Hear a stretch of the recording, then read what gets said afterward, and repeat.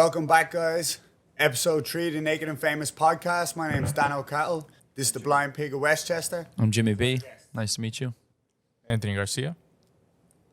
Me. It's me. You're the guest. I'm the guy. Got this. Sorry, brother. Justin Benfaida or, Jae Boogz in the streets, depending. Hey, guys. Thanks for waking up with me this morning. It's a pleasure. Thanks for joining us today, Jay.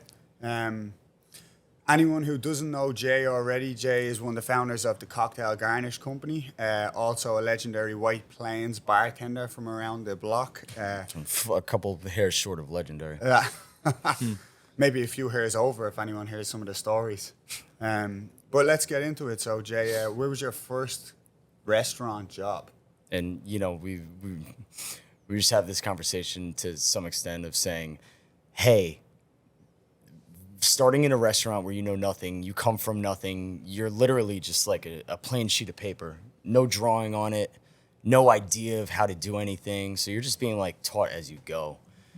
And when you're that young, where you're talking about 15, 16, walking into where the actual first job was in a ice cream shop, Cold Stone Creamery. I got real good at the things, you flip the food Is that in. what they call it in Cold Stone? They call it the things? There's a term for it. I forget now. But you just got real good at it as if you were like the chef at one of the, Japanese joints? hibachi spots. Yeah, correct. And you get real good at it and you flip it around. They go, well, put the peanut butter in. Oh, put the Oreos in there. And, then they go caramel. And you're like, that's a terrible combination, but all right. Yeah. You start making it and you wind up throwing it back. And like your forearms start getting real strong. So yeah, 16, I was like kind of strong in the arms, like lower arms. Crazy. Yeah. But then you go on and you go, all right, so working in ice cream's cool, but like try and be an ice cream man forever. Now let's go to the next thing. Next thing you know, you're working at Applebee's or Zanero's and all these like corporate places that in our era were normal and people went there. Like people went out Friday night. It was like, we're going to Applebee's. Yeah, when I first got to America, man, I thought Applebee's and TGI Fridays were the shit. Yeah, that was the place I went with my friends when I was going out as well. I can't believe straight how to much Applebee's. money I spent there. Oh, God. But you're circling back to what? Like, I don't know, 15 years? Yeah. Like this was it. And you walked in there and you didn't even know that there was better things out there. So at the end of the day, when you want to sit there and look at, nowadays the younger generation coming in is like, worked at Applebee's, oh, you did this there, not to knock these places, but the new conception is, why would anybody go here when you could go spend money somewhere else and get quality, I guess, experiences, if that makes sense? That's one of the things that I found myself that I was like really mad that I spent that much money inside them restaurants, was because I didn't realize for so long what I wasn't getting from them, what they didn't provide me for the money I was spending, and that was like hospitality and service, Whereas like I was always getting the food, I was always getting the drink, but realistically it was like, but you know what? Their consistency is very good. Yeah, like you go to Applebee's, you're getting what you order. Yeah. I was just about to say that because before we get into this, Jay, you mentioned that you initially started in the Yard House. Now, I'm going to hold my hand up. I fucking love Yard House. I think Yard House is great. I've never had a bad experience in Yard House ever. There's been a time where my food has been forgotten, but the manager's come over and he said, listen, we're so sorry, your food's on us. The service has always been consistent. The hospitality isn't amazing, but it's always consistent. Yeah. You know what I mean? You always get a little bit of personality from the person that's serving you. And the place is always busy. I have the training book from Yard House. It's like this thick. Can I get it? I could share that. Thank I you. could share that information for sure. Yeah. I need it back though. I I keep these training manuals though for a reason. Yeah, of course. Yeah. How did you find your experience in Yard House, Jay? Honestly, it's one of the best well-oiled gears or machines that I've ever stepped foot into. And, we're looking at nowadays where all of these restaurant groups maybe have 2 or 3 different bars all under different names because everyone started steering away from saying, oh, this is just a big chain. Because big chains started having negative connotation to it at some point, where all of these chic, smaller spaces, like, for instance, take this, right? You have Blind Pig now. Tomorrow you'll have another concept. Down the road, you're going to have another concept. But are you going to open up another Blind Pig? Maybe. We are. Yeah, no, I understand. Like, But we're going gonna to wait get till there. we get out of Westchester. But you have other concepts that you want to unleash too. Of course, yeah. Which is like part of this. So it's not just saying like, oh yeah, we have 475 chain restaurants all over, the U.S., which Applebee's did. Like, I don't know what that number was. That's a made up That's fact. crazy. But it was a big number, right? 100%. Yeah. So I think that when you stepped into Yard House, 10 in every state. you say there might be more than that. Basically, But yeah. that's what I'm saying. There has to be Funny more. enough, you ever go like driving across America and you see the Waffle House? Yeah. When I heard in movies or when I heard people in America saying like, "Oh, I'm going to stop at Waffle House," I thought they were referring to local, like whatever the local Waffle House Yeah. was. I A didn't generic realize that term. there's actually the exact same menu in the exact same Yeah. spot in boxes across the whole country. But that's like, to us, that's a non-sexy business Yeah. too, where it's like, oh, you own a Waffle House? Cool. Or you own Waffle Houses? Yeah, Cool. yeah, I get you. But like realistically, that guy's hanging out on a yacht, having time of his He's life. chilling. Yeah, yeah. That's why, like, from an entrepreneurial standpoint, like, you can't knock anybody's business. If the business is running well and the balance sheet is super tight, Yeah. like, cheers to you, dude. You pulled it off. Like, I'm here for that every single way. Like, there's a guy that makes, I'm looking for the light switch. The switch covers. Yeah. that Yeah, go on? yeah, of course. The guy that makes that. Yeah, you the know, simplest that guy's things ever. living his life. Guy He's that got makes these clips. correct, Yeah. and it's such a stupid, simple business, but it's something that's needed for replacements and whatnot. Yeah. So, Yard House, to circle back into it, Yard House is one of those places that everything has been thought out carefully. The training manual is so thick that it's, a 7-day training period or something like that, which is like, it's a handful. For us, we want to get on the floor, start making money and not just sit there and make, whatever training dollars are. Can I stop you briefly there? When you're doing the training session, do you train on the job or do you have to basically do your homework and come in? Both. Oh. Like, you're sitting there for the most of the day, you're learning things, you're seeing things, you're understanding what the differences between beers are. And take for Yard House, for example, too, where they're really focused around beers. And there's so many beers to the point where I don't even care anymore. I'm done. I think I'm over it. An IPA is an IPA at this point. It's hoppy. Can I get one with less alcohol? Cool. I want this session, though. I know that. But Wow. am I going to complain that this session wasn't as good as the last session I had? No way. It's not in, I think, our wheelhouse at this point. But they really did well at teaching people, hey, you've got guys that are going to come in here and want Budweiser. Let's show them that we have something comparable to Budweiser that might have a little bit more flavor to it, might have a little bit more depth, but not veer them too far off the track where they're just like, that's disgusting. It's not for me. Because you already know somebody's palate. When they come in here, you say, oh, what are you in the mood for? And they go, just make me something, dealer's choice. What's your first questions that you ask them back? What liquor do you Yeah, definitely not. Okay, let me just throw something together. Boozy? Absolutely not. Citrus? Airy? Shaken, stirred. Correct? Yeah. What do you absolutely hate? Guinness? I hate gin.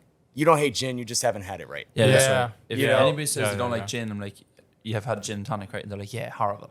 Yeah. Like, well, that's why. You don't like Yeah. that. Yeah, correct. Yeah, nobody Hey, likes that's gin. exactly the thing. And like, part of this is all education for people that come in general anyways. So Help where them you're explore their palate. correct, and where you're providing a guest experience because you've opened your arms for them to come in here and you've taught them something at the end of the day, they're coming back. And their money's green and they want to spend it with the places that they love going into. I mean, sometimes I can't walk into a bar with a hat on and I got a bad hair day and I go, fuck, I want to spend my money, but I gotta go somewhere else today. Sometimes, these things pull you in different directions. Yeah. So That's a good point you bring up because I got fired from Yard House, by the way. Oh, that's Good man. Yeah. Well, that's a good point to bring up about somebody's palate because we found that some of our guests have even become more educated on certain products as well. Like they'll be able to taste a drink now and be like, oh, I think this is missing this. Yeah. I think this is missing that. Or even putting some of our guests onto newer products. Like one of our best regulars, his name is Josh, great dude. He only orders a cortado now. Before he was like, any sort of coffee will do. And now he's like, I have to have a cortado. Now we've really expanded our coffee game. And like now we dabbled a little bit into, experimental coffees and different ratios and stuff. And he tried one. He was like, yo, this shit is banging.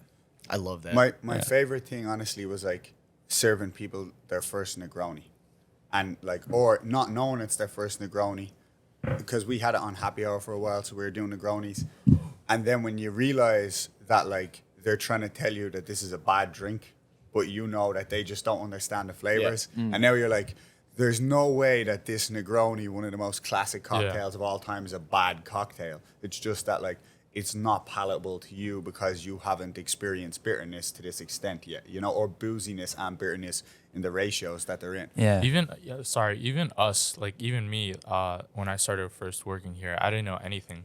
So when Julio literally nothing. And when Julio gave me Campari and Fernet, and he tried it, and I was like, dude, what the fuck is this? Ferrari. Yeah, exactly. Like, this is That's a really fast car, sir. dude, this is, I was like, what the hell is this? And then now I can like sip that for ages. And that's, the interesting point of that is, and I love Negronis, and honestly, I try to skew more to the vermouth side just to give it a little bit more sweetness and less boozy, because when you're running around all day having drinks, sobriety is my best friend.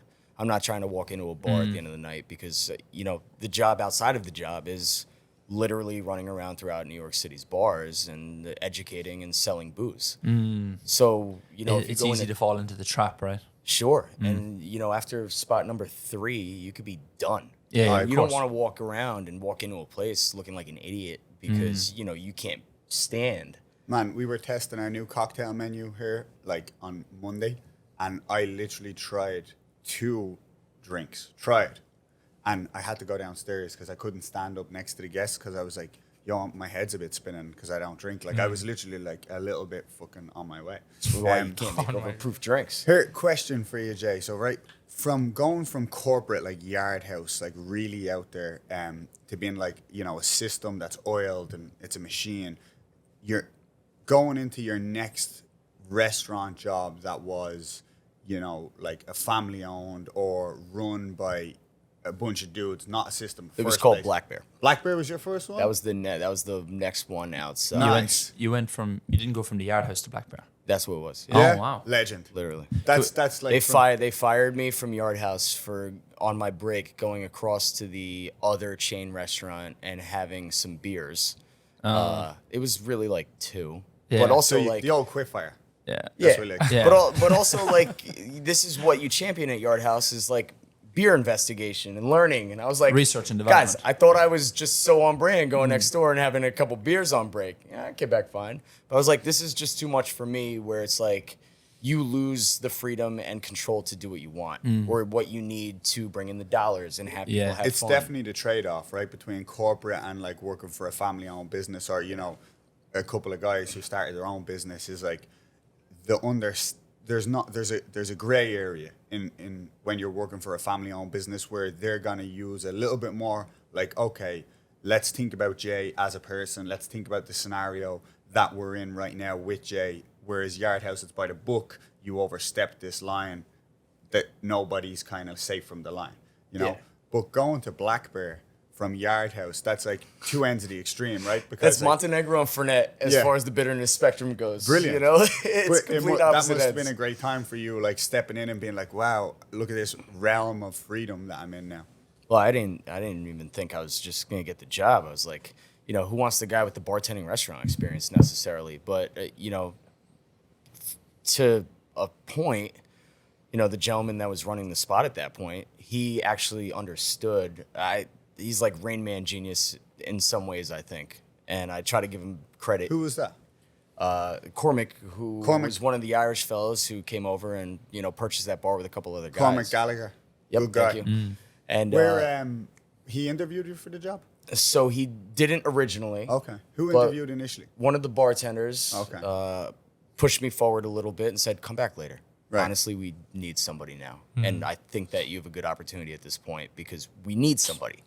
And in any mom and pop type of, bar or restaurant that's smaller, when you need somebody, you need somebody. Yeah. It's Or not else like you're doing it yourself. Correct. It's not like Yard House where you've got a baseball team roster on the bench just ready to go when you need somebody to pick up a shift. Wow. And we talk about this all the time too, where there's pros and cons of having a place that's very small versus, very course. large. Where Yeah, the yeah. small places, if you have a bar team of 4 people and one guy goes down, what do you do?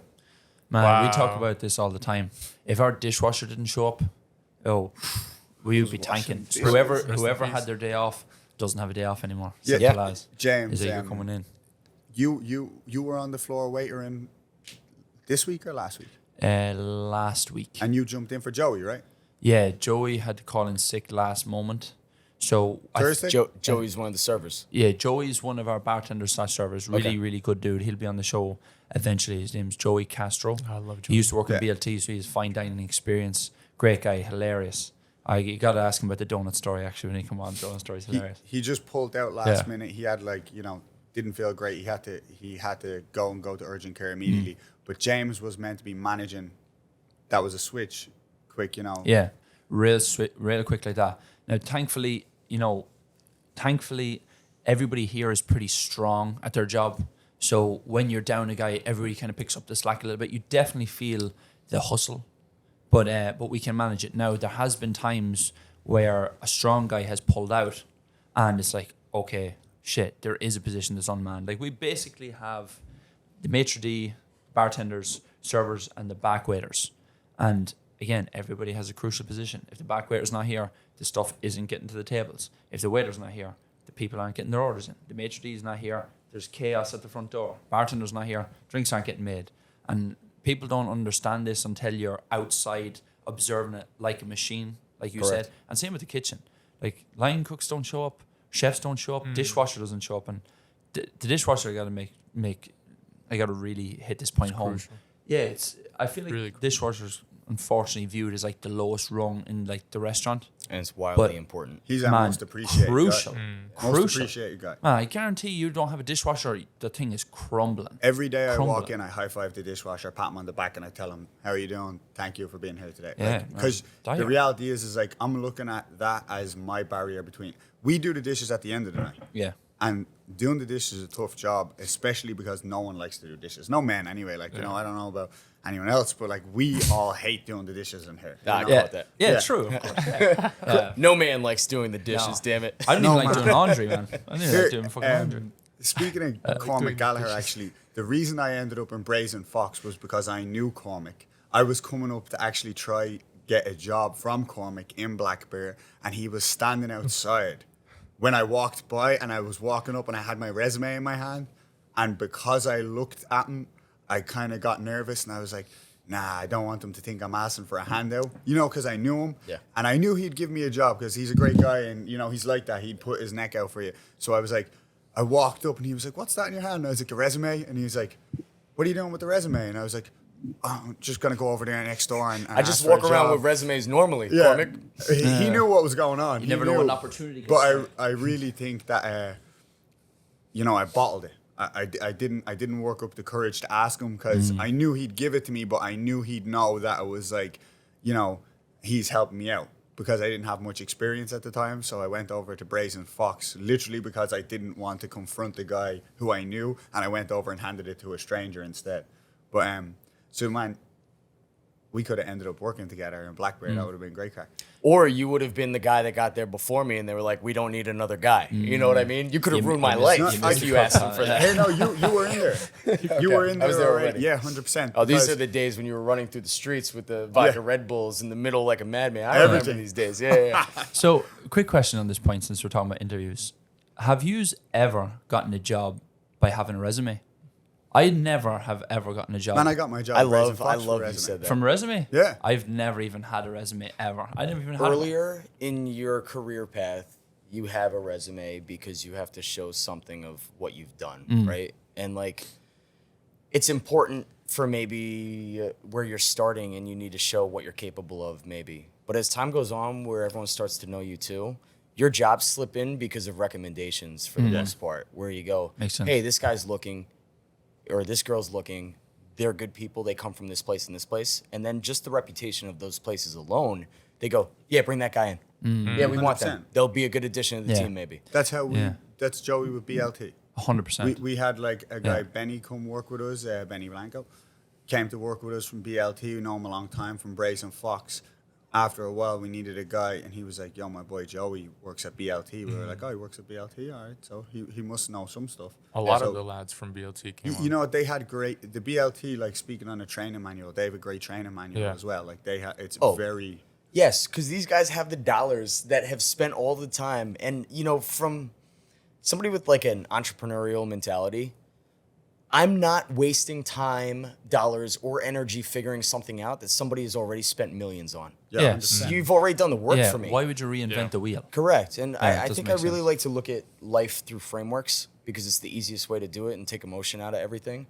Where, like you just said, that everybody's playing their part. You've got the mayor D at the door, making sure that there's not chaos. There's the bar right over here, making sure the drinks go out. You've got the servers that are telling the drinks that have to happen. And then everybody taking care of the back, making sure the food gets out and all that. Those are just little bubbles in my head, right? Of like file folders of things that have to happen in order to get to this end result that you're trying to yield. So like if you reverse engineer it and you look at what's the end result?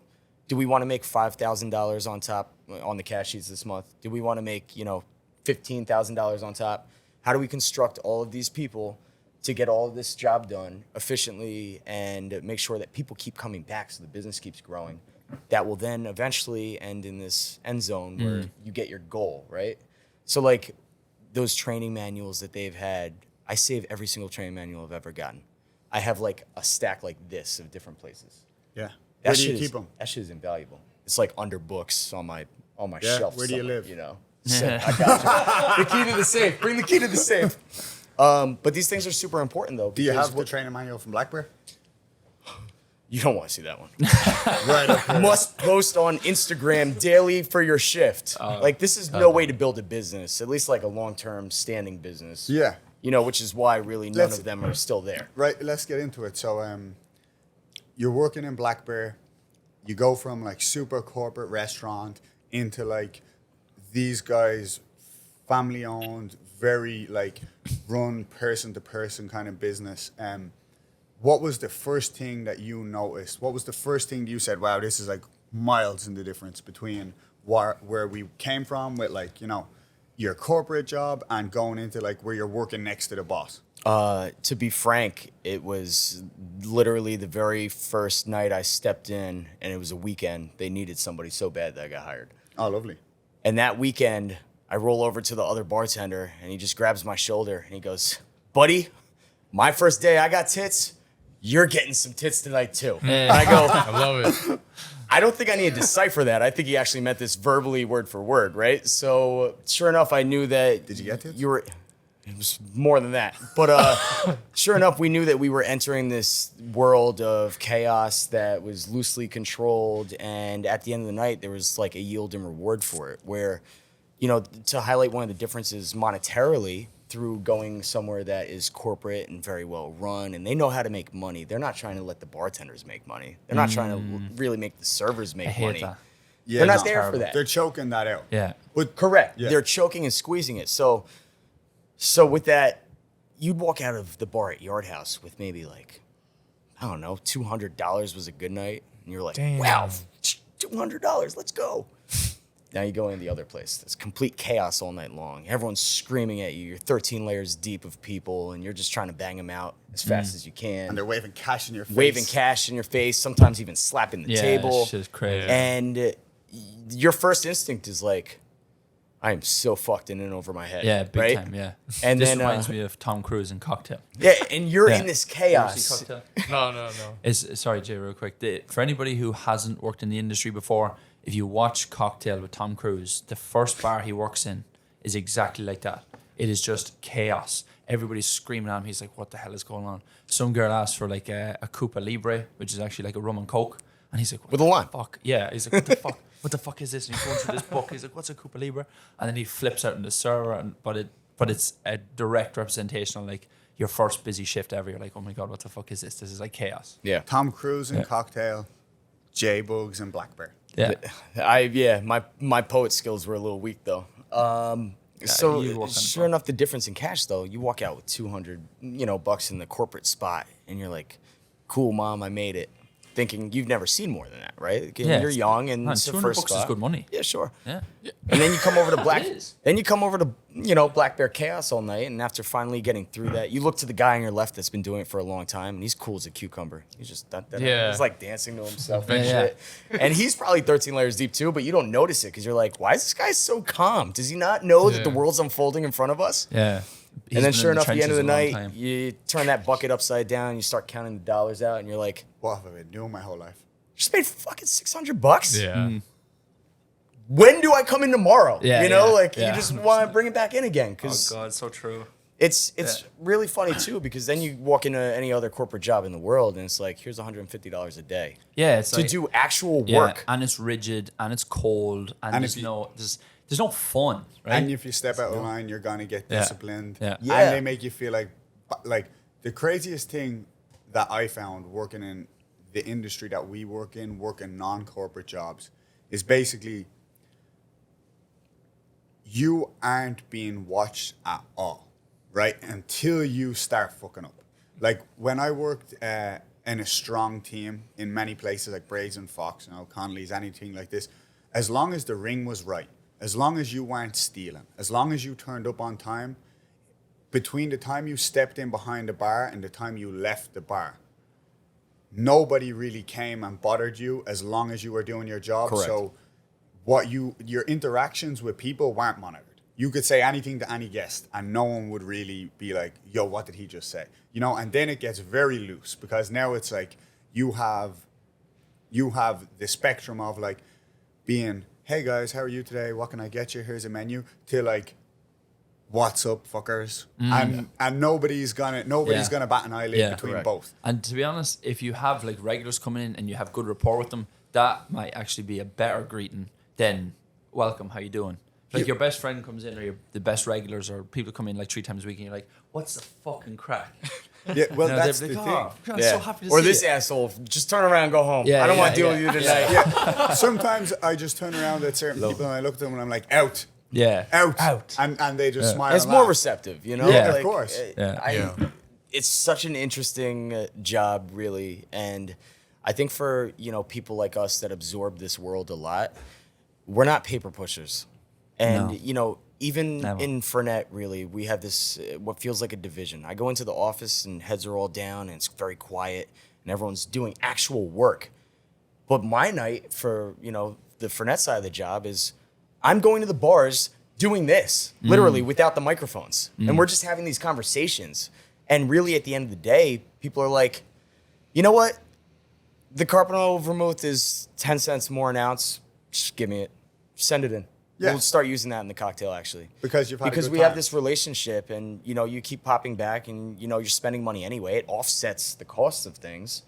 We're like, this industry is so much fucking fun. Yeah. It really is. Yeah. To where every single other, job, you sit there and did you get the TPS reports and the memos? No, let me go get them printed out for you again. You did that the wrong way. Review the sheet I'm and already put the email exhausted back hearing in the this. way it's supposed that's to be. Crazy.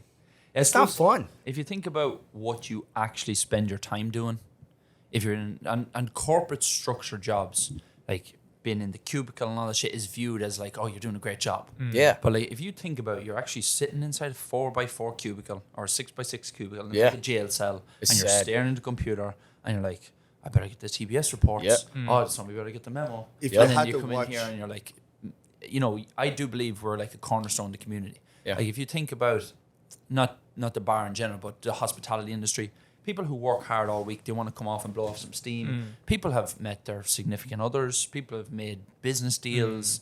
People have gotten great jobs in restaurants and stuff like that. They've gotten divorced. That's also happened, true, yes. Which for some people is the best thing that ever happened to them. Sure, of course. yeah. It is a crucial part of the community, and people have been drinking and socializing since people have been people. Yeah. You know what I mean? So that you can't just look at it and be like, it's not really a thing. And Yeah.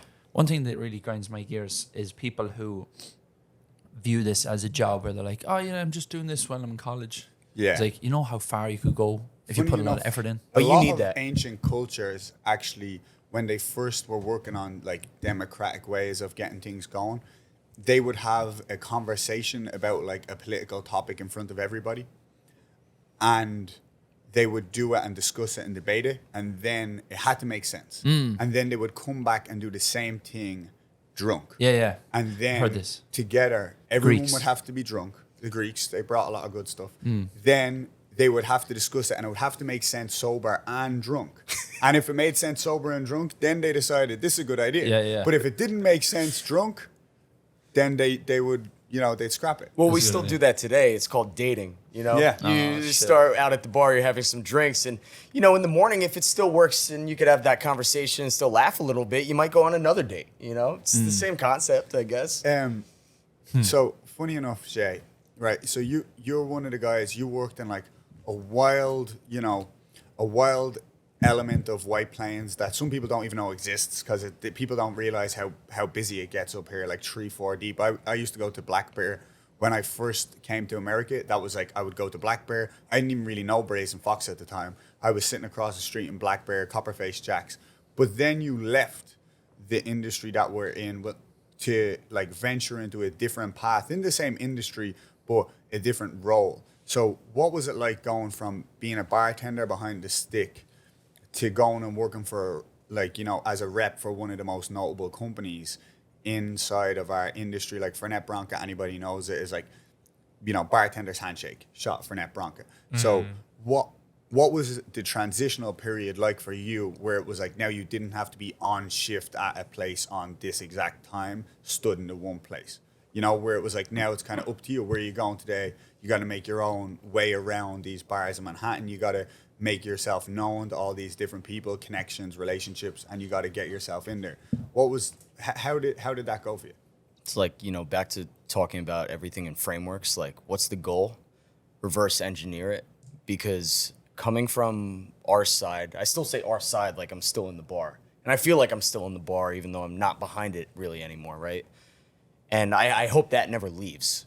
Because that's really the association that, you know, makes me feel great when I'm hanging out with everybody and having conversations about, yo, what'd you do to execute this drink this way?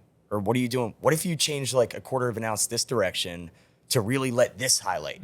Or bring the chamomile out in this? Having those conversations is great, but like entering this job role where you're just trying to figure out what the goal really is. Because all we know behind the bar is have a great time, tell somebody to fuck off when they enter, you know, and then at the end of the night, pay the bills down, make your money, walk out and get ready to do it again the next day. So coming into this side is like, well, what really is your role? What's the goal? What are we supposed to be doing? And essentially to, you know, put it very forward, the job role is to work hand in hand with the distributor, who is Empire for us. And we help Empire move through their product faster. So that way they could come back to Branca and say, hey, we need another order of Fernet. We need another order of Carpano Antico, or, you know, whatever it might be, Cafe Borghetti. Now they come back, they order it by the loads, right? And they stock their shelves again with it. And then I go out and I'm helping move through it again. And to do that, we say, where are we losing? Are we not in somebody's vermouth well? Are we not moving enough Fernet here?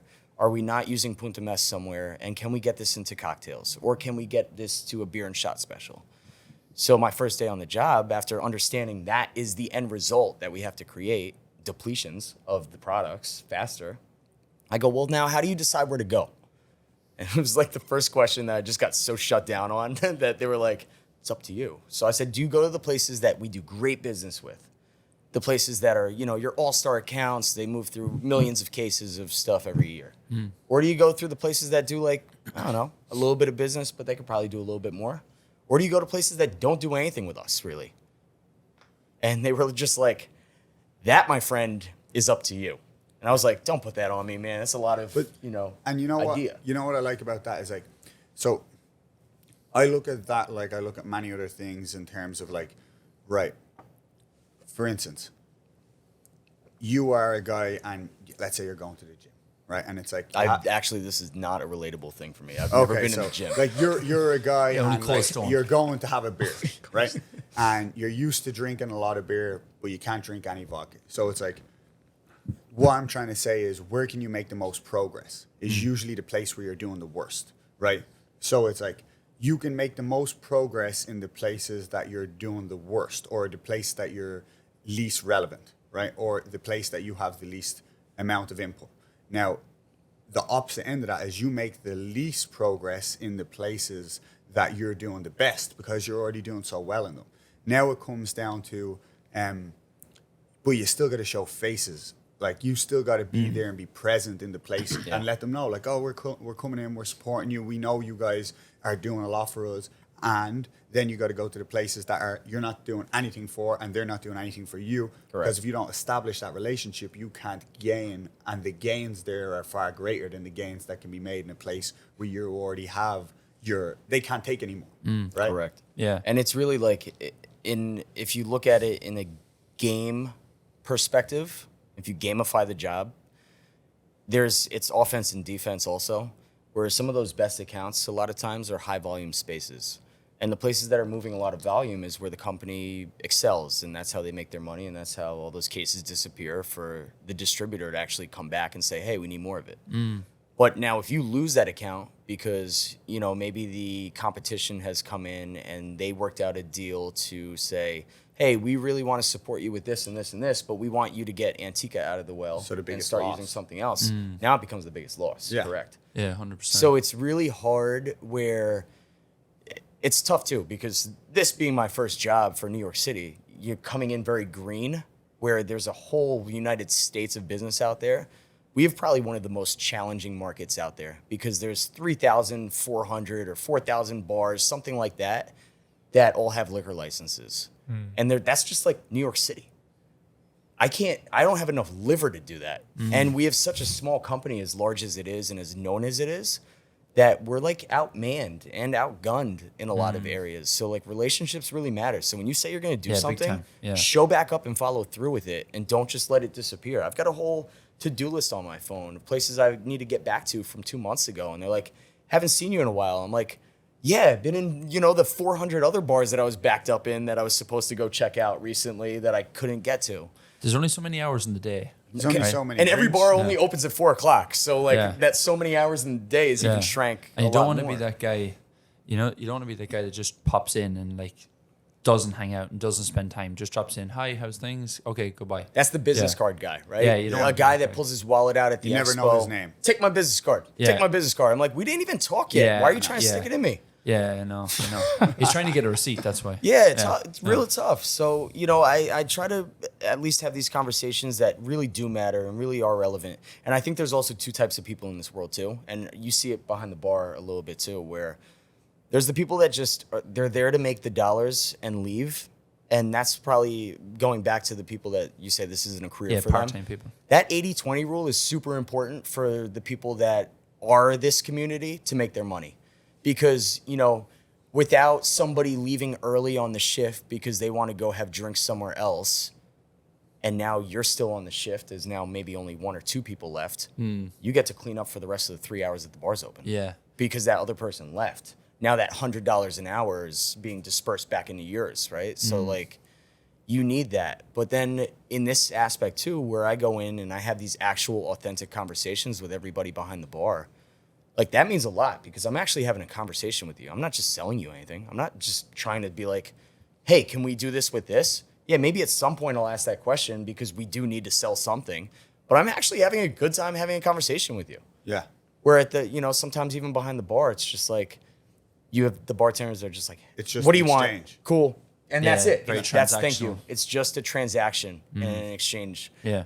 Where like this could be so much more of that. And I think that, you know, I'm so fortunate to be working with Fernet because that is kind of this hospitality culture liquid that we have behind the bars and through the bars, where we should be the people that understand hospitality best because we actually come from being behind the bar.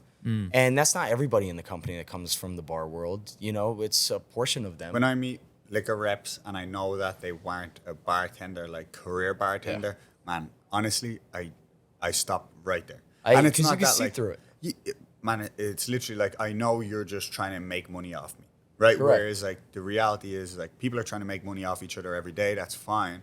But if I have someone who I can relate to, someone who I like, it comes down to like, if I'd actually rather just see you as a person. Correct. Right? If I have to deal with someone, I'd rather it be you. Yeah. Well, because also too, right? I love coming here. You know, when I can, I pop in, and when I pop in, I like to just sit down in the corner, see what's going on. I like that. I like putting my back against the wall, so every time you can get that corner end seat, that's the best seat in the house. I'm out of the way. You can make money on all the other guests. I'm just here to spend money. It's the second best seat in the house after this one right here. Yeah. Okay, that's yeah. There you go. But this sure enough, too, like, you know, you come in and you see what's going on. I'm not coming in here. I'm not going, guys, can we flip this now? Can we do this now? Where every time I come in, you're like, ah, fuck, here goes Jae Boogz selling some shit to us again, which is obnoxious too. Where Yeah. it's like, hey, you're gonna hit me at some point, and you're gonna go, hey, we're gonna do a cocktail. Can you support this cocktail, or can you support us on this because we need this to execute the cocktail? And I go, yeah, man, let's make it work. Awesome. Thank you for calling me and making it easier. Jay, I want your opinion on something real quick because we have this view which is kind of like the exact opposite. It's like quality over quantity. So in your position, do you feel it's better to have, let's say, I don't even know how many accounts somebody like that would have, but let's say you have 50 accounts and you can manage 10. The other 40 are like, you kind of drop in every now and again. And then, I suppose in comparison, the way I'm asking is, would you find it more beneficial for you in both ways, in both professionally and then hospitality-wise, to have less accounts but have better relationships with those accounts, or just to have more and get through them every now and again? I'm probably double backing on what you said already. In a way you are, but in a way you're not. And I think because before I came last year to Fernet, there was one single person for all of New York. That's top to One? bottom, east to west. That's never going to work. This is One an person? it's an extremely small company. It's a misconception. I think It's crazy. I think Fernet is one of them things that it's been around for a long time inside the industry that it's in, but it only blew up in the last 10 years to the point where when it became like a bartender's handshake. I was working in Manhattan and I knew that only bartenders knew what Fernet was. Basically, like within the industry, it was like if someone came in and asked me for a shot of Fernet, that was I Where do knew you they work? were a bartender. code. That was what it was. That was It the was code. a code. Yeah. And realistically, before that, I never even seen a bottle of Fernet. I worked in White Plains for a long time. No one ever It's asked not me for behind the Fernet. bars here. Yeah, No, correct. of course not. So it's one of them things But at the Blind Pig of it Westchester. initially became like a code, and then after it became a code, it got into like almost into fashion. Then people start using it in cocktails. Then it got into our industry where people were like, okay, this is something that we need to like get out there further. And like I remember when they hired you, you telling me that it's just getting like big now, that they needed more people to embrace it. Well, they began their own division, I believe 2019, as Branca USA, a subsidiary of the parent company from Italy. Yeah. So in starting out, when I was hired, I was number, I think, 23. And now I was the second person to come into New York, really assigned the role of key account manager, which was, hey, we're going to give you 70 accounts and you only focus on the 70 accounts. That was the idea of the role. Those accounts were supposed to maybe be the bar accounts, the cocktail accounts, the ones that I could maybe relate to and have conversations with, where, you know, our other New York counterpart and my boss maybe didn't have as much success in because she didn't understand the nerdy cocktail stuff that we get off on having conversations about, which is really where I think that, you know, I've one running around the city being able to have these conversations with people. And to say that I was hired to do 70 accounts, instantly we realized that wasn't even a reality, where every single on-premise account in New York City is my account. And there's, back to it again, thousands. Where it's, how do you decide where to go? Would you rather have less or more? We don't have a choice. We have to have more because people need us to show up. Right. And anytime somebody reaches out and they say, hey, we're doing this cocktail, or hey, we're doing this, where is somebody from Fernet? Somebody else maybe tags me in a post and goes, that's the Fernet guy. And then I know where to show up next, right? Because they're telling me where to go. My days are depicted by a domino effect. You might tell me that you've got a great friend in the city, blah, blah, and they're doing this and this. You should go see them. Tomorrow, I'm going to go see them. And I'm going to say, yeah, fucking Daniel sent me over here the other day and said that you were doing this and maybe I could help you out there. All right. That's it. So we had Yard House, then we went to Blackberry, then we got into Fernet, and I'm sure there was a lot in between, but you started your own company at a certain point. And when you started your own company, you had already worked for Fernet? It was before Fernet. It was before Fernet. Okay, so how did it come about that you started the cocktail garnish company? We were all like broken homeless on the couches during the pandemic. The usual. And it was like, what Facts. credit card do I not pay off? Or what do I not pay that's not going to jeopardize, you know, having a couch and a roof over the head? Parking you know? tickets. Yeah, Parking exactly. tickets in the back of the drawer. That one always goes, Yeah, yeah. you know? Last. Anything you had to pay to the government. Anything. Right Go Stop. drawer. Correct. And we're Goodbye. still working dead off in a lot of ways too from the pandemic. Oh, yeah. Yeah. It was 2 just years. it Yeah, was a super unfortunate time Yeah. too, where like, you know, people in corporate offices don't understand because they just went remote. It was easy for them. Man, I get to I work wanna- at the computer from home. I want to Cool. say Yeah. the best one I had was, and like, I love police. Like, it's not like I'm saying anything bad about them at all. Like, I know that we need them around to do a job. But during the pandemic, at one point they came in, they were like, look, man, I know how it feels. And I remember just looking at them being like, do you? You get paid every week by the government, no matter what. I'm like, you do not know how I feel right now because I'm literally broke for the last year. And I'm walking dogs when, you know, to get by, which there's nothing wrong with walking dogs. I do it again in the morning. But don't come here and tell me you know how I feel when you haven't skipped, it hasn't missed a beat for you, like, you know? Yeah. On that note, man, sorry to cut across to Jay real quick. Just thinking about the parking tickets thing, I knew my shit was like backed up. Because again, you're not making any income. Everything that you're making has to be like, okay, I'm getting 10 packs of ramen noodles. This is going to get me through like the morning of the next week. All right. So anyway, I'm driving one day and I hit a pothole and the sun visor opens a bit. Man, the tickets just fall. It turned into the George Costanza wallet where all the cards fly out. My cousin's sitting next to me, my cousin Sean, and he looks at me, he goes, James, what are you doing? I was like, you don't do this. I was like, yo, you're right, I don't do this, man. I'm like covered in tickets. I'm like, yo, this is crazy. But, you know, obviously necessities come first. Yeah. So anyway, right, you're trying to pay off your bills.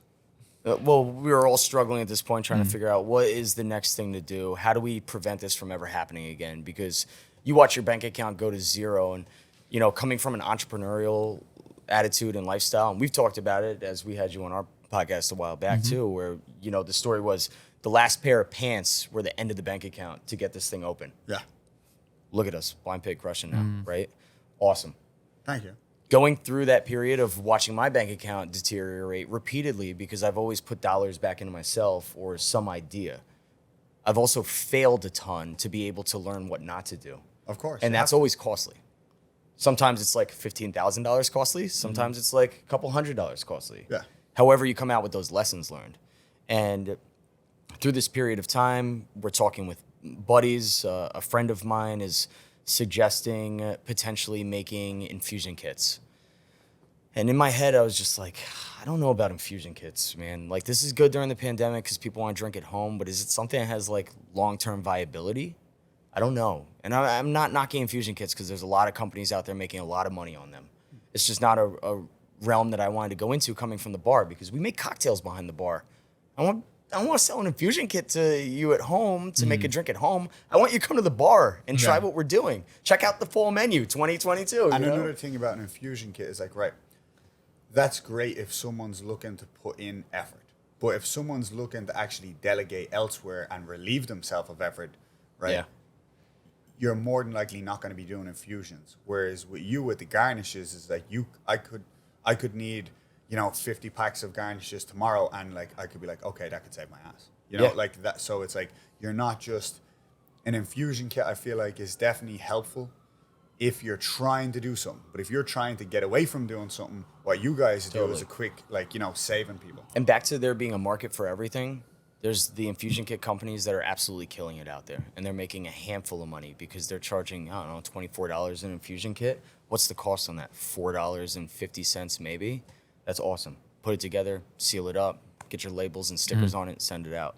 So as my buddy was suggesting that we maybe go this route, we were also investigating looking at spices because spices are similar to drugs. You buy them in bulk, you break them down, and you make more money on them.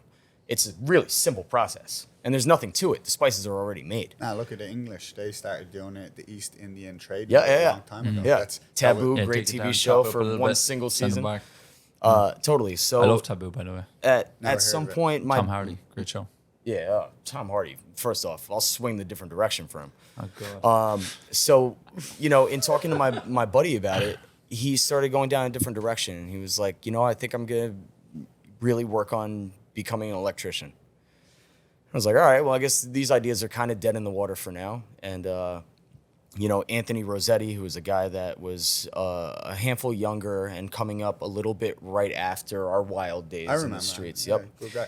And he, at some point, we were talking because I had another business called Bar Spotters, which we did bar spotting. And that was more so helping out the management and owners, try to figure out if they're performing well. And I would always try to, because coming from the bar side, steer away from saying, hey, we're here to get somebody in trouble for, you know, stealing dollars or something. I wanted to highlight that wasn't what we were trying to really pitch out there. Although we understand that it's a concern for ownership that's saying, hey, is the money going in the register or is it going somewhere else? Something's fishy. So in that, we wound up doing a handful of bar spottings and at places all over the city where they were saying, hey, something's wrong here. And I said, listen, I just want to highlight that we're going to just give you a comprehensive point of feedback for what's going on in your space. All the way from, the bar, what we see observing through the serving staff, the ticket times going out, the bathrooms, like how is everything? An overall evaluation of the business. Correct. Not just down to what's your bartender up to. Exactly. Because that sucks too, because you have no idea always too. And yeah, there's some things that happen that you could pinpoint out and say, well, that was a little questionable. Do you have a buyback tab or something of that nature where they're allowed to bring back drinks? So I was doing this for a little bit and I knew that I was spread too thin. And Anthony came over at some point and I was like, listen, dude, you can take a whole piece of this business if you could facilitate getting it done. So we talked back and forth a little bit about this. And I was trying to do other things too at the same time. And then at some point, that infusion kit idea circled back where I was like, but the dried fruit in there, in the infusion kit is interesting because we're using dehydrated garnishes through bars all over the place and they take a long time. Yeah. So sure enough, I put up a bag online and I said, I didn't even make the product yet. I'm just a graphic designer. I put it together. I said, let's see how long it takes for somebody to buy this stuff. And I had a dehydrator already at home because I was making pear chips and things like this, taking them to the beach in the summertime. And sure enough, that bag sold the next day. And I said, well, that's really interesting. Sign. Yeah, good sign. I go, I wonder how long until the next bag sells. Next day, there was 2 bags sold. I go, oh, fuck, I got to make these now. So now you're reversing through it where now you have proof of concept. Somebody wants this. Now you got to make it. 13 hours on my little 10-tray dehydrator. It was really cute. I start waking up at 3 o'clock in the morning because I got to get another load going. 13 hours we were drying it at that point, so we were really kind of burning it a little bit too. But, we're figuring it out. Let's go. We're making some money here. In those talks, though, too, I said, listen, Ant, I don't think this is going to make a ton of money. This might just, pay a light bill. Yeah. Maybe $30 in sales a day. Yeah, all right, I'm into it. Let's do this. I was like, cool. Like, take the reins. You take half this business. I'm not a greedy guy by any means. Like, I wouldn't get it off the ground myself. I didn't have time for that. And sure enough, we start, having the ladies really want to kill us in our apartments because the apartments were all 100 degrees at all times because these machines are just going off. To the point where we can no longer just have one 10-tray box. We bought another 10-tray box. Then we got 2. Still waking up at 3 o'clock in the morning to get these loads going. The baby steps, right? Yeah, and then a buddy of mine, I said, I have a crazy idea, dude. I said, I'm going to buy a walk-in cooler, and I'm going to convert it into a dehydrator. We're going to make that thing hot. We're going to reverse the fans on it. We're going to keep the airflow going. Let's go. And he goes, that's ambitious. He goes, why don't you find a proofing box? The shit they help bread rise with. Yeah. And reverse engineer that on a smaller spectrum. So I said, Crazy. you just saved me a lot of money. And also, if I fail, this is way less costly, right? Yeah. So sure enough, we converted this proofing box across. And I put some computer fans in the back, plugged them into the wall separately. That way it gets the airflow going and out. And now we could have this huge capacity. Oh, man, we got one proofing box. I can produce like 15 bags at a time now. Yeah, maybe it was a little bit more than that. But sure enough, Cocktail Garnish Co. now over the course of, the last 2 years, December 2020, it was developed. At this point now, we'll probably, close out the year selling thousands of pounds of garnish. It's kind of crazy to see the steps. I've watched it grow. Honestly, I've watched it grow. But one thing I know about you is like, I know you long enough to know that you're not a one finger and one pie type of guy, right? So I know that as well as the cocktail... Try to put my finger in every pie. Every pie, right? I know as well as the cocktail garnish company is doing, and I know as much as it's going to grow, that you like to delegate it elsewhere so that you can concentrate on other routes also. And I'm just wondering, do you have anything else coming in the pipeline? Or are you currently investigating any other ideas for companies? Because I know we've spoken a lot about it, and I know myself that you're the type of guy that once something is up and running, and once you can get it going and it's working that you want to look and how can I do something else again? Totally. I mean, in all aspects of life, right, is that entrepreneurial mindset is that, do I think cocktail garnish is the end all be all? No. We're going to sell that company at some point for $10 million, $20 million, I think. Realistically. How many bars and restaurants are all around the world? How many are then using cocktail programs and dehydrated garnish? One single account can take probably 200 cases from me instantly because they're going through it and they could get a bulk deal by buying in bulk.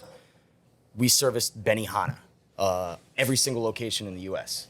That's crazy. They get that phone call. It's just like, hey, how much garnish can I get from you at a time? Because I need you to service every single one of our locations all through the U.S. with one of the cocktails that we have coming out. And having these conversations just on the norm, I think in the bar, we're very desensitized to things because we've seen it all. I don't get giddy about anything. Like, we've seen it. So you become more and more desensitized to having these conversations with these actual large, reputable brands, too, because you're having them almost every other day. Where I could go to our national accounts team with Fernet and I go, hey, do you have the contact over here? And do you want to maybe have a conversation about supporting their brands? Yeah, you have it. Give it to me. But I think that, and I'll share this formula because whoever figures it out is going to be the next rich guy out there. Yeah, no, please. And I think that formula is that it really has to solve a problem. A real problem has to be solved. Something stupid, right? Every day something happens to you and you go, that's fucking dumb. Why can't this be easier? Solve that problem. That tool that you create, it has to be light enough to ship anywhere. That's like, it's prerequisite. It has to happen. The tool that you create has to also be made of a material that's cheap enough to be able to charge a larger margin on it where you still make your margin. Huge margin you need because you're losing margin all along the way as you start creating sales and hiring people and, you know, whatever it is. And you could find those three pieces, you're going to have the next fidget spinner or something comparable to that, or, you know, the light switch box that somebody created that's making, you know, a gaggle of money. And every single day that I'm running around, I'm trying to figure out what that is because cocktail garnish is going to give me the jump start money to get that done. Of course. And that's entrepreneurial. Now, on that note, do you think it could be anything in general? Like, for example, you can go for the light switch box and you can say, what's wrong with this light switch box? How can I make this better? Or you go to like a table and be like, you know, this table is great, but this would be better. Do you think there's a specific thing? Or do you think you can just put that same formula towards anything in general? I think that it doesn't matter what sector you're in. Like, I don't know. Is there a product that I could solve something with people having babies? So, do I know about babies? No. Will I figure it out and learn about babies real quick? Yes. I'll give you one, right? So we're in a cocktail bar. We make orgeat. We make many different purees, syrups, and that. Well, you can buy the orgeat, right? Small Hands has a product that... Man, honestly, I prefer making it. No, I know, but I'm saying as far as a product to simplify a problem. Right. So the problem I have is when making orgeat, when making, you know, blackberry puree, any type of puree, anything that you need to double strain, that needs to be strained through a fine mesh strainer, right? I've got to sit there and I've got to constantly mix it through the mesh, right? Yeah. Which takes, it could take me an hour, depending on how much I'm doing, right? I often sit there and I look at like the mixer and then I look at the fine mesh strainer and then I'm like, if someone just created something I could just pour this into and it would just constantly automatically mix this and go through it, I would buy this, right? Because I've spent coffee press, right? Like that's the first thing I think about. You say that's the problem. What about the coffee press? You're the French press or something. Yeah. You're essentially pushing something through to get it to the other end that has a thickness to it, but you don't want all of the grains in there, right? Like that's a bar product right there. You want to go investigate that a little bit further and then come back to me and go, yo, we need to give this a sexy name, a website, a design. Here's the frameworks, right? We're putting it back together again to get the end result of selling this thing. I'm here for that idea. That's a great idea because I've sat there like an asshole myself, even straining the lime pulp from the juice, where you've got your spoon and you're just trying to push it out, and you're like, this 15 minutes could be spent so much better. Yeah, man. And when you're doing an orgeat, it's not 15 minutes because so thick. You could be, and if you're doing like 20 quarts of orgeat, you're literally sitting there for like 45, 50 minutes and your shoulder's killing you. And I'm just like, if I just had a mixing bowl like that with some sort of mesh bowl in it that was made specifically for this, I would buy it. Yeah. I would have bought it years ago. But it's funny when you say it. It's like there's also creating a problem to solve, right? Create a problem so you can solve it. I like that one too. And that's essentially your Instagram and Facebook and screen time, where it's like kids are so addicted to their phone. And given I have to look at the phone all day long because there's a million texts coming through of, hey, can you do this? Can you do this? Can you do this? But think about the people that are just on the screen time to be on the screen time because they've become accustomed to looking at Instagram forever scrolls, Facebook forever scrolls. Yeah. Like that is a problem that has been created. But also, are they trying to solve it? Probably no, because the advertising revenue is so high Yeah, of course. that the longer They're trying you're to on there. facilitate it. So now it's like, how can we facilitate you to do Yeah. this for longer? Yes, Right? and now Apple also is like, hey, we're going to be the good guys and give you screen time reports. We're going to let you know if you're up or down on how much you're looking at your screen. And it's like, cool. Are you going to come out with a product that maybe stops people from looking at the screen? Soon they'll have the sunglasses. So you'll be looking through it. permanent. Yeah, so it Just won't crashing matter. your car because Exactly. you're reading the text and your right, your right eye. So I think that's really something people have to be aware of because with TikTok, for example, how long are the videos? I'm not even on TikTok. What are the videos? Like 5-6 seconds long? I try not to go on there. Let's say- I let's say- don't. But yeah, sure. Let's extend it. Let's say 7 seconds long. Yeah. Like you're just sitting there and you can only keep an attention span for like 3 seconds, 4 seconds. So you're like, looking 3 seconds, boring. I And- hate that. Man. And you see it, it's so dangerous. It is This dangerous. fucking 100%. finger yeah. motion Yeah.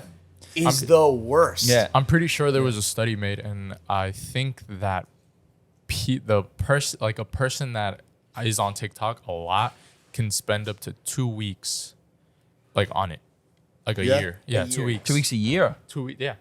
Like Nice. that's how Man, long. but yeah. all that shows me is that I'm getting 2 weeks over everybody. Yeah, 2 Anybody weeks. on TikTok, so Like, I'm imagine working. that, like, And, 2 and weeks to, more. you know, to circle on into TikTok. like being conscious of the time that you waste throughout a day and understanding what's what. Like, if I open up my Instagram messages, you're just like it's 15 fucking dots at every single given time. It Yeah, feels yeah, like. yeah. And I hear a that. lot of those are somebody sending me a video that's not even relevant to Anything. something that's gonna get me some successfulness through the day. Yeah, no. And I just open it to make the dot go away and I close it again. I don't even watch the fucking video. Yeah, Yeah. just send them And back. I'm just haha. like, I don't even do that anymore. Now it's just open it and close it where I'm like, Next. guys, why are you sending me this every single day? I don't have time to watch this. And if it's a Fernet video, 17 other people already sent it to me too. Yeah. You know, I've It's, seen it. you know, on the back end, it's probably they'll send it to you and they're looking for that little red dot to show that you thumbs it up or liked it or send them a message so they can open that dot and be like, there's a dot.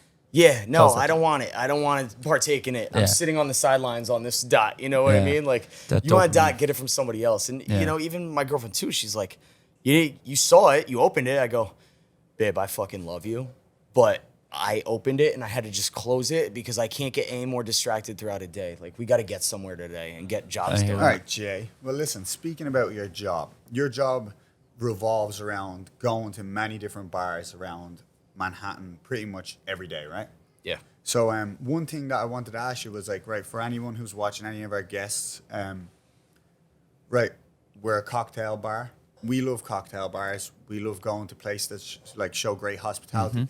One thing that we wanted to discuss was like, all right, we're gonna go over like, 3 notable cocktail bars or 3 notable bars that you enjoy going to in Manhattan. Like, it doesn't have to be your very best top 3 because, like, we know there is no best top 3. But if you had to refer people to 3 different places, and we'll go around the table, we'll talk about it, and we'll discuss it. Like, give me 3 places that you like, or let's even 1 place that you like that you go to. Nah, let's stick with 3. We'll do 3. Like, and we'll speak about what. What is say you're going out, you're going on a date. Where do you like to go? You're in Manhattan. First date, second date. This matters. Yeah, Well, it does matter. It's your first What date. about if it's a third date? I'm a strategist here, you know what I Yeah. mean? Third date, you're now, it's, you've staying already on talked bed. about things. We're cooking. You know, curvatures and shit at this point, you know what I mean? I think a third date spot that could be a lot of fun is probably Apotec. Wonderful bar. It doesn't get enough credit, I think. It's been there forever. Literally, Where is it it's at? been there forever. Chinatown. Chinatown. Okay. Beautiful space for fun to happen at night. I think Tuesday night is burlesque or live band night. I They've love moved the burlesque. days around a bit. I love burlesque. Burlesque, great atmosphere. But it's a party in there, and Tuesday night used to be the big brass band. they'd bring in like 6-piece brass band to cover songs Right. of today and whatnot. So this is like a little bit more of a lively place, right? This is a place where you could stand, you can walk around. You're you can have a jumping good time. around. Right, you have sweet. the time of your life. Usually I have to expense a cab home because I missed the last train because we had too much fun. Right, nice. But you could also get phenomenal cocktails in here, and the team is so well put together, and they know what they're doing. And honestly, you know, a lot of good guys there. And there's so many bars that are great. You can't narrow it down to 3. So Yeah. it's not the best. No. It's probably what's on the forefront of my mind because I've recently gone in again and seen the space. So I'm going to go for the first date. Have you ever been to Mason Creme? Or sorry, Mason Creme, we're open that. Maison Premier. Yeah. I know of it, yes. Maison Premier down in Brooklyn. Yeah, wink, wink. I know of it, yes. I Yeah. haven't been in. I Right. try not to go to Brooklyn too often because it's so far on the It other is end. far. Yeah. Yeah. Man, anyone who hasn't been to Mason Premier, Yeah. I genuinely 100% recommend it to anybody. It's that for Is there first something about date, that rounded bar that just makes you happy? It's you know what, it's not just the rounded bar, it's the fact that when you get to the other side of the rounded bar that they've got a whole, you know, raw bar section and the guys are stood there basically just shucking oysters and, you know, making tiers of raw bar food. You've got the back area is amazing. It's got like the I would say the nicest outdoor patio area in NYC, period. The ambiance there is crazy. If you're looking to go somewhere on a first date, Maison Premier and their hospitality, when you walk in, I've spoke to the general manager of the place a few times. I believe they won a James Beard Award for best cocktail program very recently.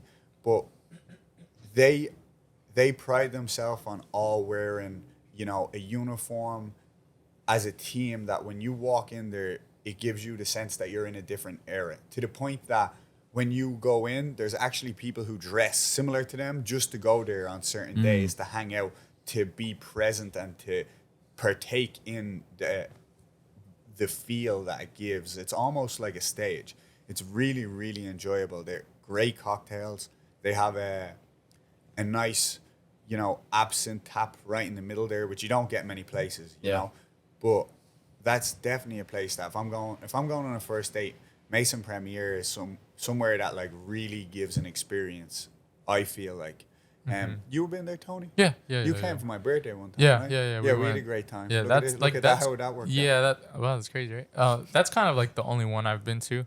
Don't really go out a lot, trying to save my moolah, you know. Save it. Yeah. What about you, Jimmy B?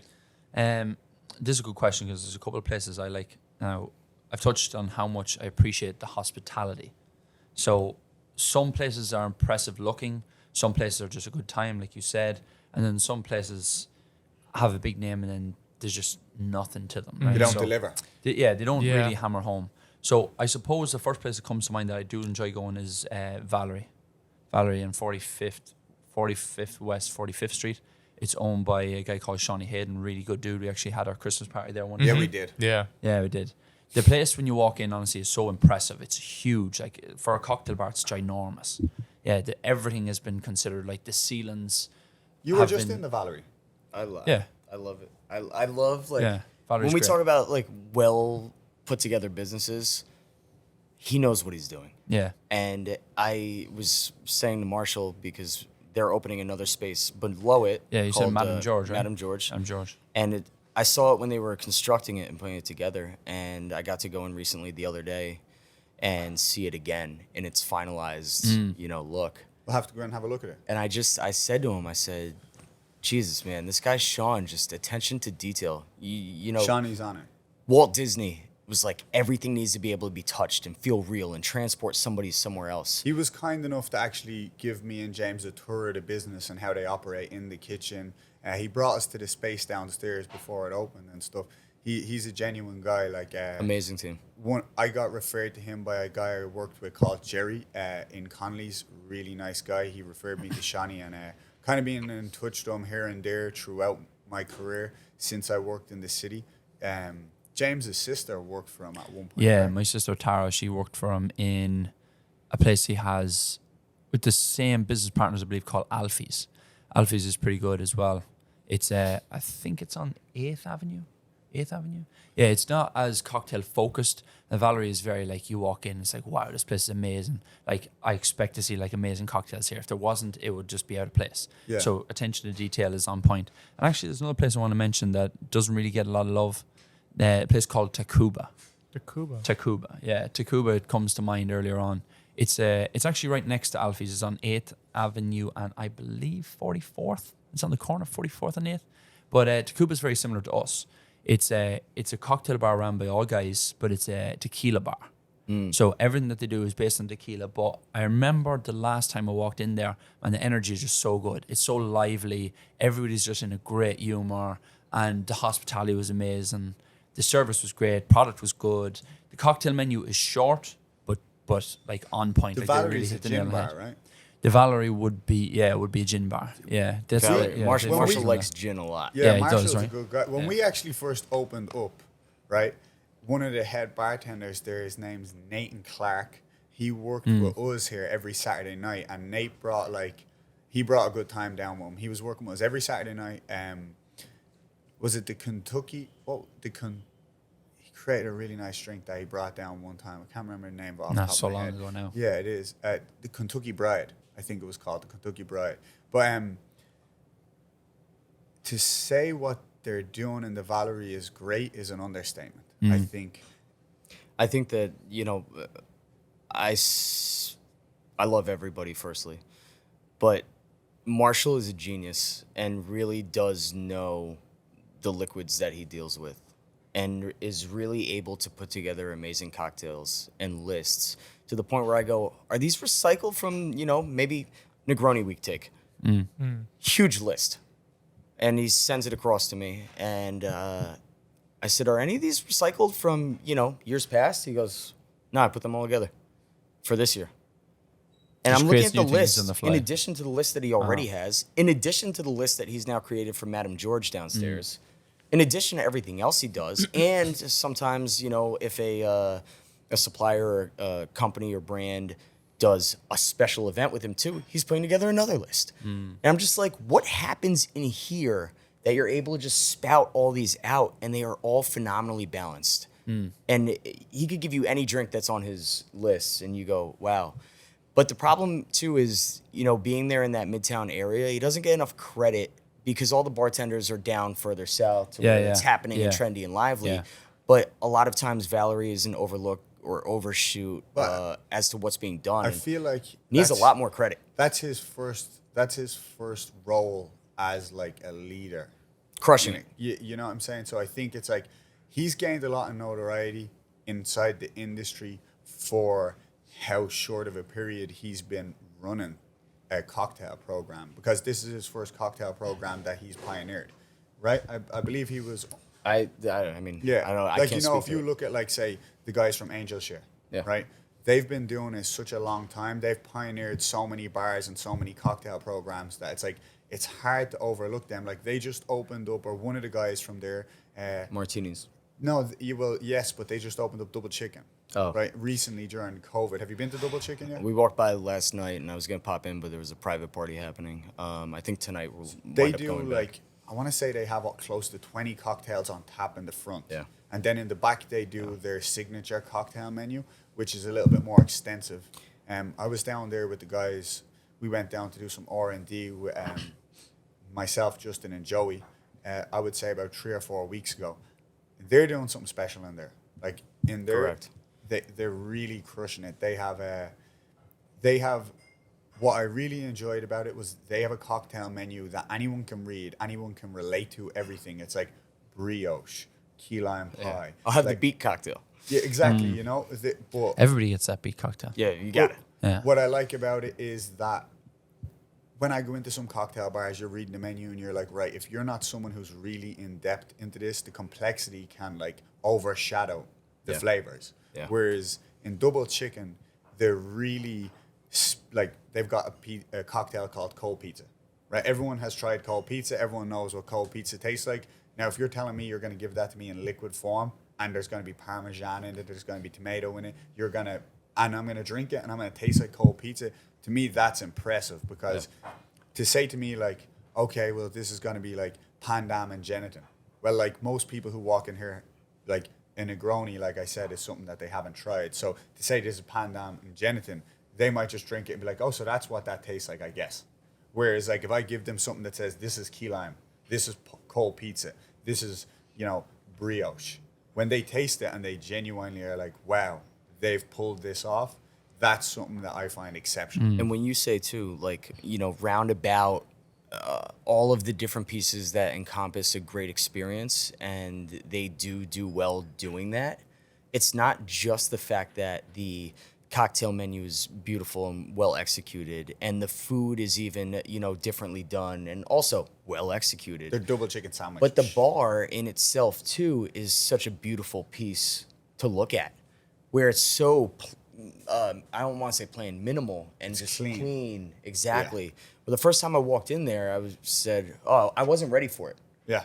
And I said, wait, is Fernet back there? Because at this point too, I was getting yelled at for expenses, not having maybe Fernet on the bill, right? So I said, please tell me you have it in here so I can have a couple drinks and, you know, investigate a little bit properly. But there's a lot of well executed places throughout New York City, and the list could go on. I mean, 100%. you know, Dive Fun, Rays, transportation to somewhere else, but still a party on the bottom, but also formalish on the top, Macau.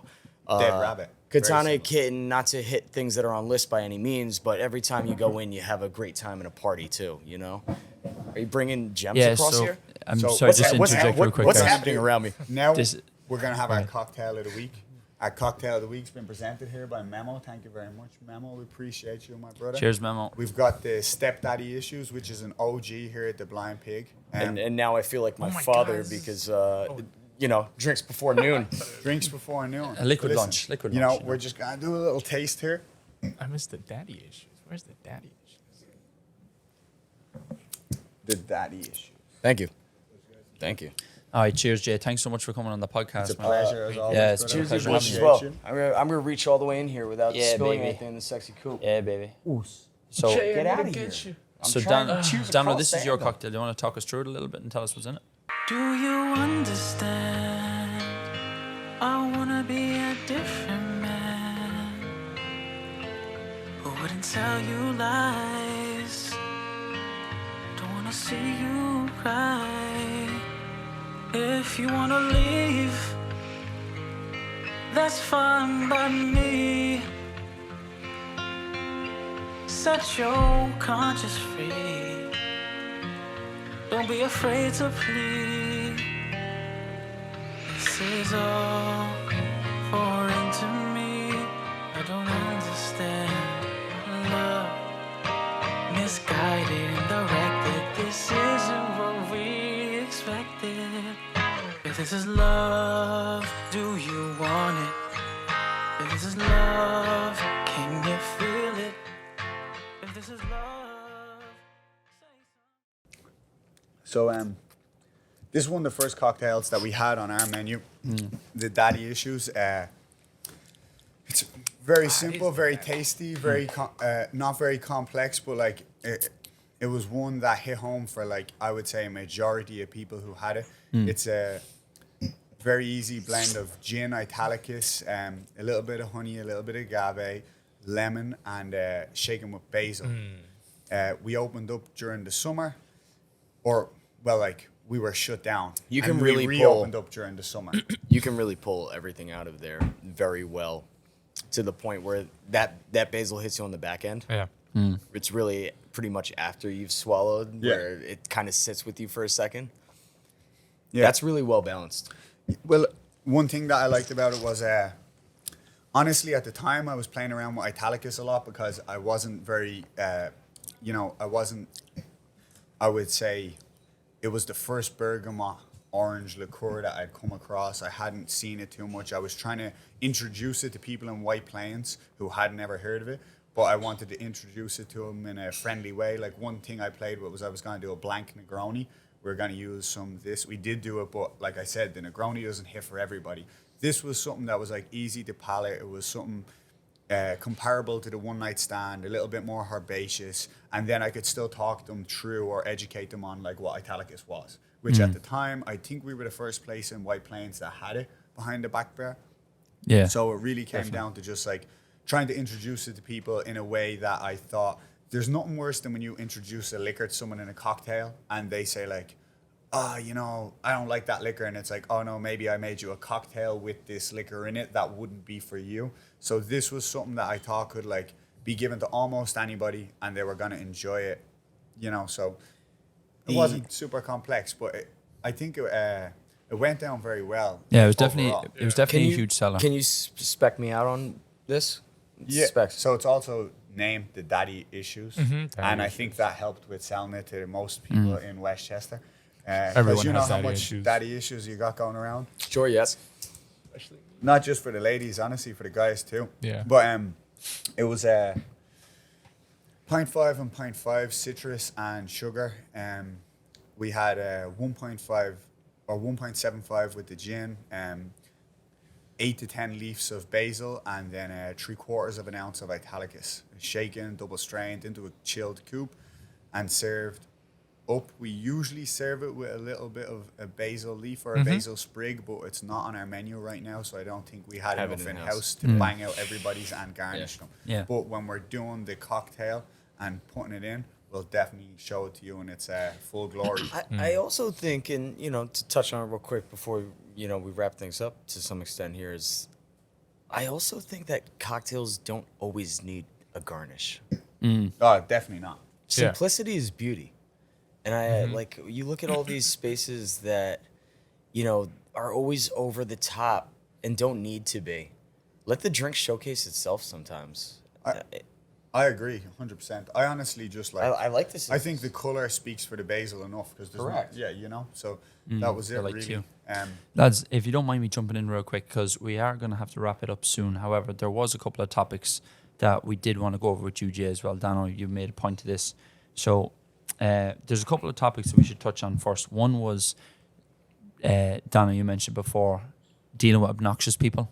Oh yeah. You know, in the industry. And also, I think a good one to get down before we pass is your worst first date. No, because we are going to have to All wrap right, this up soon. lads. So I'm going to start off with my worst first day, and this is just the worst first day that I can speak about. There's some that you don't want to speak about, you know, and it mightn't be anything to do with me. It might just be I don't want to put anyone down, or I don't want to speak negatively about any specific place. I'll But speak negatively a about funny, something. a funny one that I had honestly was I was just start working in the Junction. I was working with James's friend Tony Lawrence.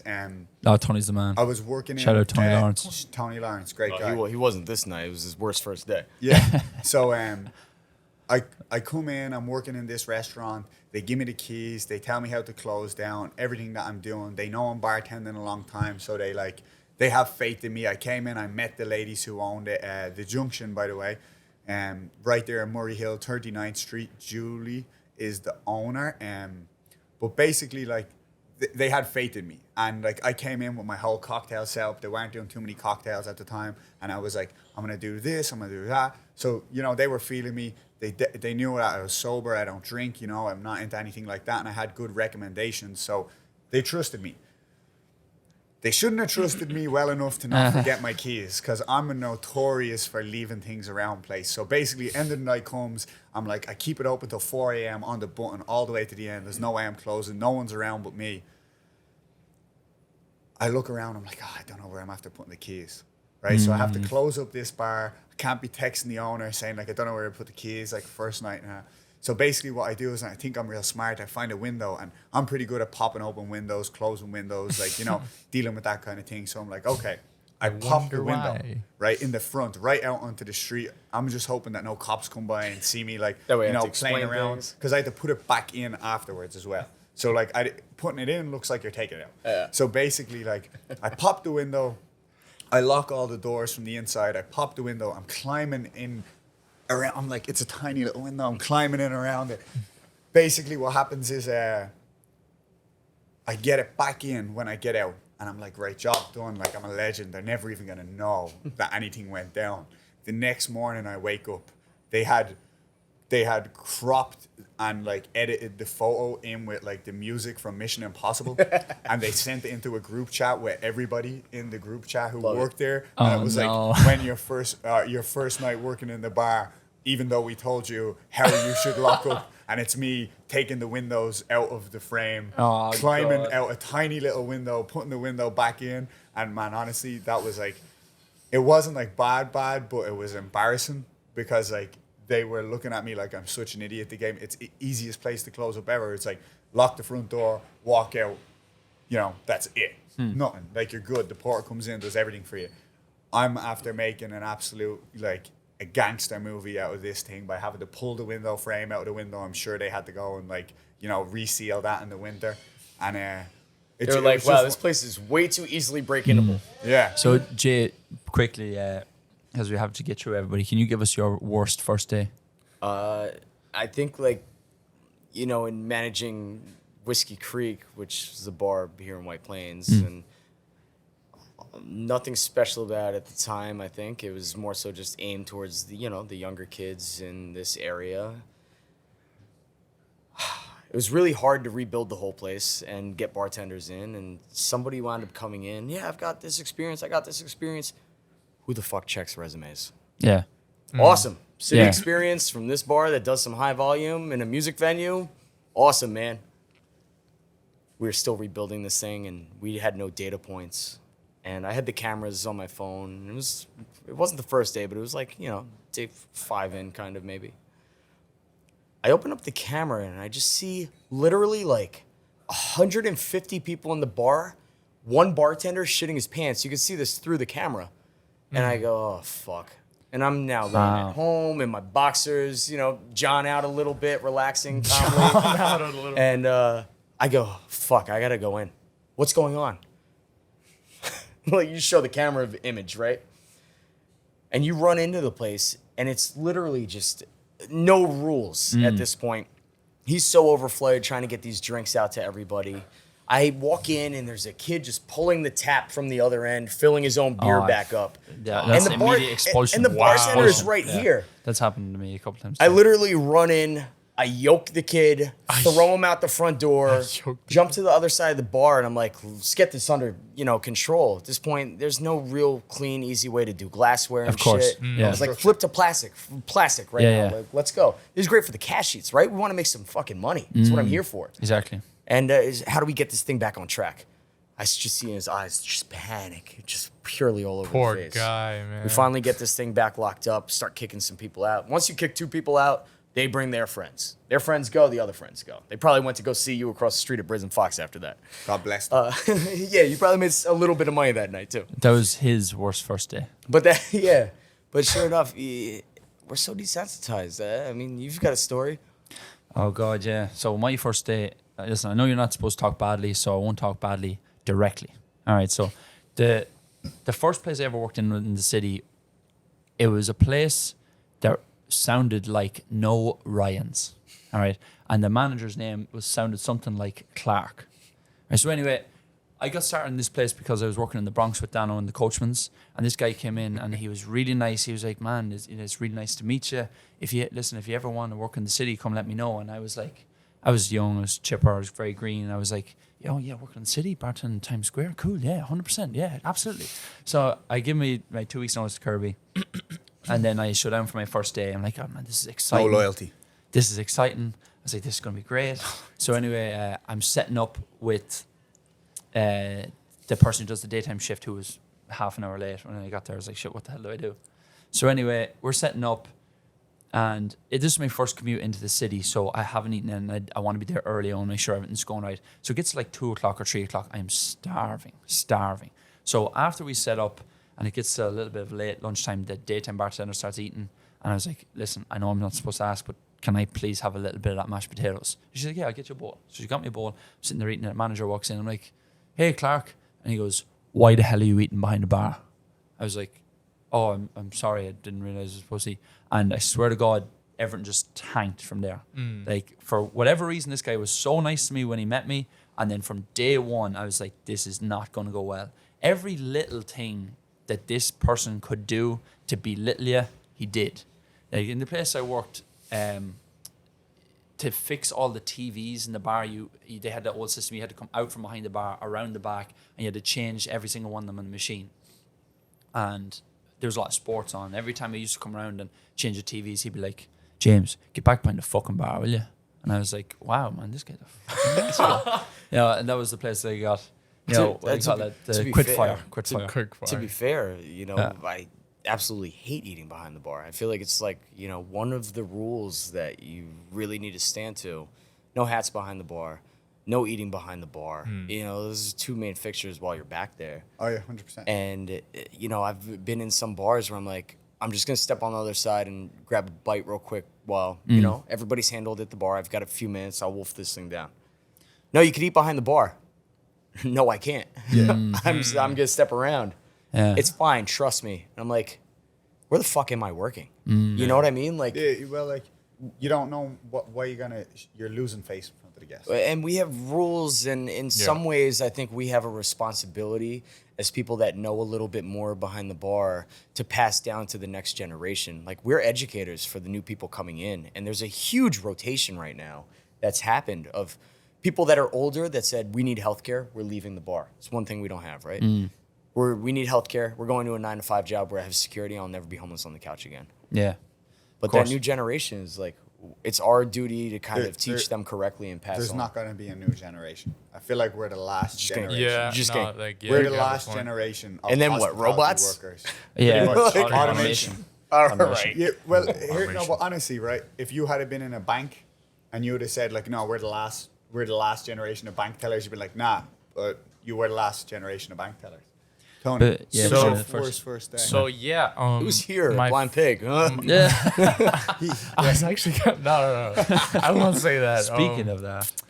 But basically, I started off my first job, a busboy, and I come in at 11. I open, and it's like coming around like 10 at night, 11, and I'm like, I go up to the manager. And I'm like, hey man, like, am I gonna go soon? Like, am I gonna go soon? And he's like, man, don't talk to me about that right now. And I'm like, okay, like I'm like 16 years old, my first fucking job. Kid. And I'm like, when am I gonna go? I ended up leaving at 4 a.m. But Did you make money? I was 16 That's all that matters. You never asked what time you leave But, again. but you I know, was like, when am I on leaving? the opposite end, it's like, I don't mind working late either, but I Yeah. don't like to not know when I'm going to be finished. You know what I'm saying? If I have to mentally prepare myself to work until 7 a.m., no problem. I work until 7 a.m. But if it's like, oh, am I leaving this hour? Okay, am I leaving this hour? Am I leaving this hour? Especially if you're, an employee and you're just like, I can't wait to get home and I'm tired. Well, you know what? I had school to the next speak day. on that, the other thing is like, right, let's call a spade a spade. You're leaving at 1 a.m. Okay, 1 a.m. comes and 30 people come in. You're going to leave the guy by himself? Nope. Not how it works. Yeah. You're staying because that's the business we're in. That's the game. You don't know what's coming through the door. And the reality is we have to be prepared to, unfortunately, and I've had to do it, and everyone here I'm sure has had to do it. Sometimes you just got to stay regardless of what it is. But I can understand it's like, it's not a nice feeling when you have to do it. And it does definitely it doesn't help with your mojo. It makes you feel not great at the time. Like, you don't feel like giving the best hospitality. But leaving the team is the worst thing that you can do. Leaving someone struggling is definitely like the worst part of it. But lads, I think we're getting finished right now. Is that my car getting a ticket outside? I hope not. Yeah, I hope not But too. in White Plains, I would say is. Yeah. It's probably And, getting booted listen, in. before we, 'Cause I got If a it is, dash send like us the yours. bill. me too. I got you. but before we disperse, Jay, thanks so much for coming on, man. It's been a great show. I love this. I might Yeah. come back later for Negronis when you actually. Yeah, you know where to find us. No, we'll And be just, open as soon as we've finished this. Now. And just a quick shout out, Jay's company's called Cocktail Garnish Co. It's been running for about 2 years now. Don't break the word in two, then it sounds like a porn, website. Yeah, my cocktail apologies. garnish company. And also check out Waiting on Fries was Jay's initial Which podcast. is our bar and restaurant podcast. So although that there's so Perfect. much going in, irons Which on we've fire. been guests Yeah. on. Yeah, so Actually, We've it's had one the of our pleasure. best episodes. hey, It really is. Yeah. well, It's waiting on fries. and listen, it's very. I'm grateful that we were able to extend the hand of opportunity of thanks, I should say, I love for you having guys. us on. Thank you Yeah, for it's coming on. always good to return the favor, and I'm sure it'll be great for everybody to see us back together again. Guys, another episode of Naked and Famous podcast. Yeah. Thank you so much. Thank you Jay for checking in, joining guys. us. Thanks, brother. Episode 3. Episode Thank you very 3. much, Jay. Appreciate it. For the Americans, it's 33 and a third. 33 and a third. All right, thanks, guys.